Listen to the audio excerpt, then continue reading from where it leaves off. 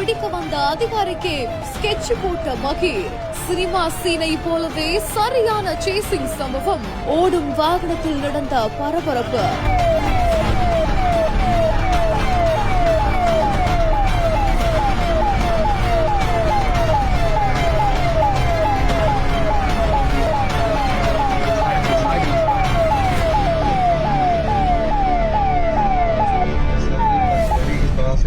மத்திய பிரதேச மாநிலம் ஷடோல் அடுத்த வியாகாரி அப்படின்ற இடத்துலதான் மணலை திருடிட்டு போறதா அங்க இருக்கக்கூடிய வட்டாட்சியருக்கு தகவல் கிடைக்கவே உடனடியா அந்த திருட்டு பசங்களை பிடிக்கிறதுக்காக வண்டி எடுத்துட்டு இவங்க கிளம்பிருக்காங்க.